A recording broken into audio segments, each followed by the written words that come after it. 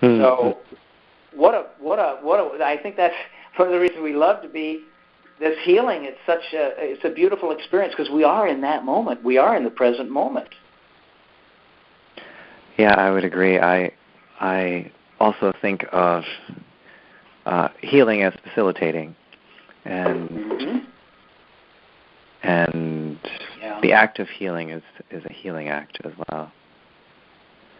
It really is. What and I love that you connected to the present moment. I remember the quote that all healing happens in the present moment. We can't heal in the past and we can't heal in the future. We can heal right now. And absolutely, more of us that is in this present moment is the more of us that's available for healing. It's like when in that moment, either in meditation or healing, as a healer,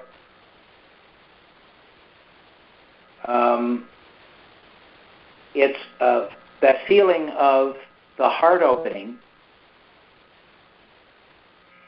and the feeling of being, as the heart opens, being just connected with all that is.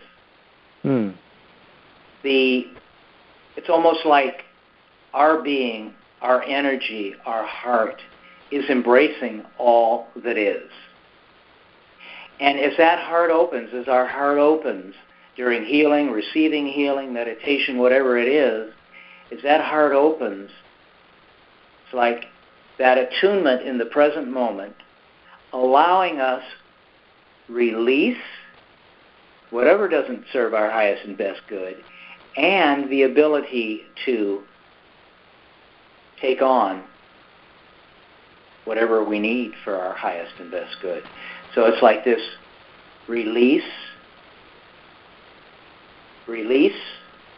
and obtain what we need. So, and the more we stay in this moment of pure potentiality, where all is possible, and the more we open our heart to all that is, and feel that, the more we do it, the more we feel it, and we understand that we are part, and we are all part. We're all together. The more the moment happens, and the more we understand that all is possible. Yeah, I and we're all in it together. That being in the moment. I'm also curious, Dave. Yes. As we talk about this particular moment, how you came to this moment, your journey here. Your first career was not to do with healing. So how did you come to this place of transition where this is what you wanted to do? Because you've put a lot of energy into the second career, as far as different courses you take and study, as well as money, as well as all these other forms of energy. So I'm curious how you got there and why are you still doing it? Interesting question. And who would have ever thought the furniture rep turns energy healing, whatever. Well, what happened when I was preparing for retirement, which was in 2008, which was a good time to retire since that's when the crash. Oh, right. It was a good timing. It was really good timing, but Spirit was with me on that one as well. But so I'm deciding. I was thinking about what am I going to be doing in retirement, and because I saw too many people retire and not have anything to do or not have any plans. I'm going, well, retirement to me is like another life. So what am I going to do in the next life? And I'm thinking, I really have a thirst for knowledge, for some education.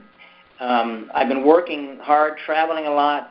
I haven't had the time to read and study and maybe go to school and take night classes and things that I wanted to do. And I thought, that's what I'm going to do in retirement. I'm going to start and just go back to school for a while, see what I want to do, just get a feel, and just take different courses, different whatever.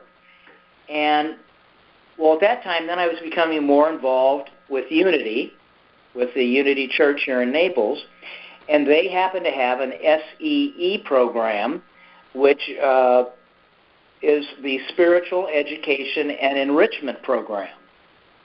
And I think I mentioned earlier that I began taking their classes.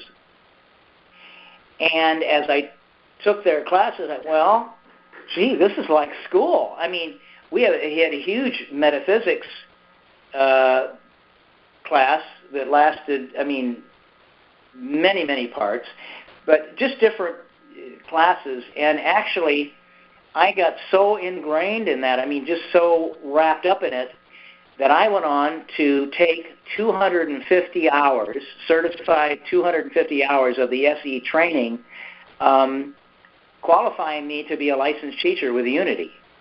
So really, that was my schooling. But see, here's the thing. While I'm doing my schooling, the schooling had another plan to get David to become involved in healing. And that's when I met Karen Coratelli-Smith, and we started doing classes together. And then so the more classes I took, the more I got into it. That was the progression. So it's like Spirit had other plans. And so I never did go back to college per se, but I took lots of classes pretty much all around the country, as you know, in many different modalities. And it all stemmed from starting off with that educational program at Unity, and then just went forward. Mm-hmm. And and it continues. So that's how it happened.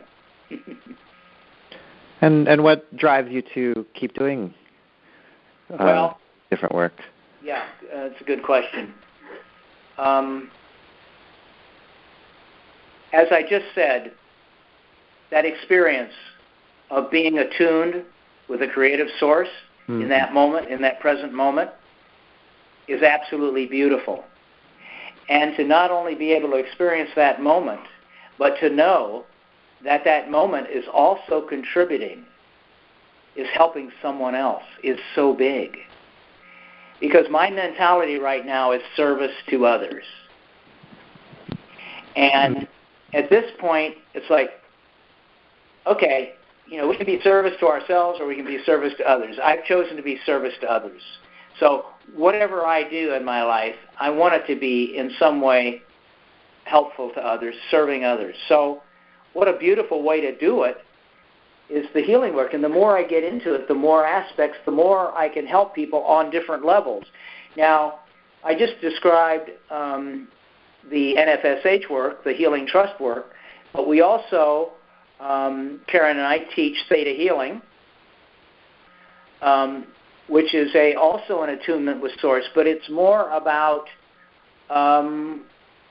working with the inner child, that is programming that doesn't serve our highest and best good, and it's about releasing that.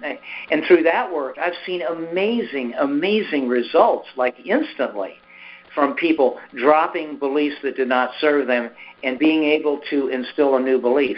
But when you do this work and you feel that connection with Spirit and that help, that being able to help other people, it's self-motivating.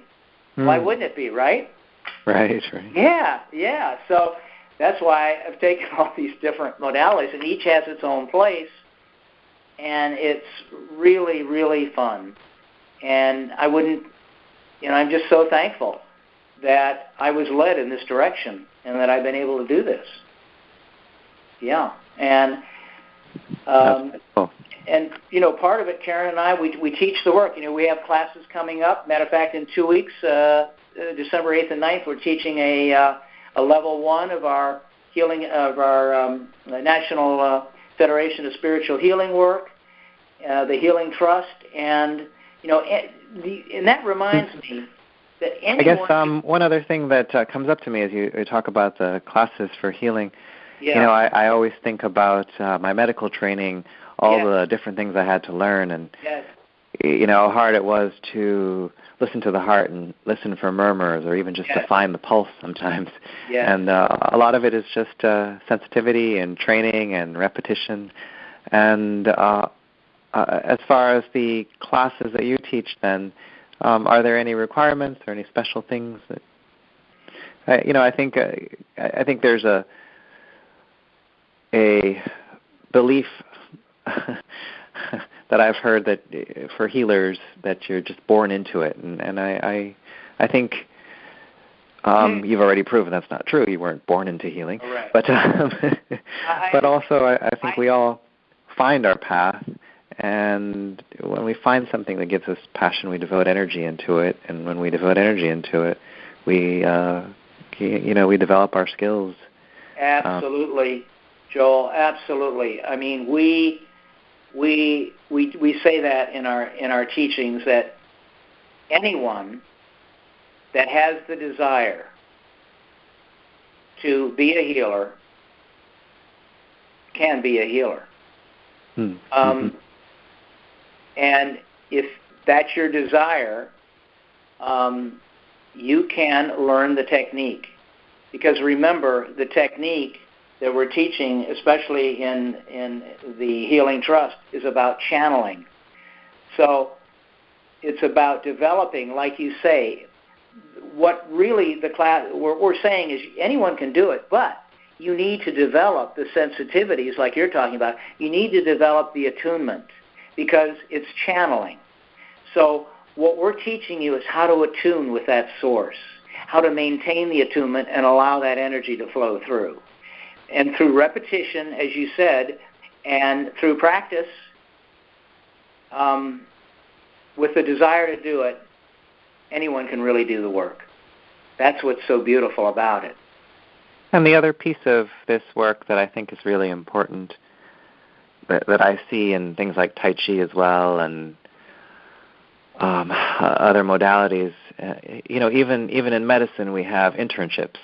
There's some way that you need training, and you need not just a book, but you need somebody to sort of transmit the knowledge, the energy, the information to you. And I feel that part of any of these types of works comes from transmission as well as by reading and knowledge and all those things. Absolutely. We see how the energy shifts, or we feel it, or something, and somehow that knowledge comes to us in a way that we're not expecting. Yeah. Well, hopefully, my goal is that someone listening to this will be motivated to saying, "Yeah, maybe I'd like to do healing." Now, how would they be able to reach you? Okay, the best way, it'll give someone an idea of the work that both Karen and I do, would be our website, which is www. and it's NFSH, which is for National Federation of Spiritual Healers, so it's NFSH-The Healing Trust Training USA.org. So it's NFSH-The Healing Trust Training USA.org. Okay. And if they wanted to reach you personally, is there a... Yes, my phone number. I'll give you my phone number, 239-530-0838. And my email, which would be dkarg, K-A-R-G, at embarkmail.com. That's EMBARQ mail.com. Okay. Mm-hmm. Yeah, thank you for joining me, David, on the Thank you so much. Call. Is there any other things about this topic that you feel inspired to share? The only thing, one thing I'd like to mention is that this work is beyond time and space. This energy transfer that we're talking about is beyond time and space. Therefore, we can do this work distantly. In other words, the person does not have to be physically present. Mm-hmm. Because the energy is beyond time and space. It can instantly be anywhere in the world by our intention.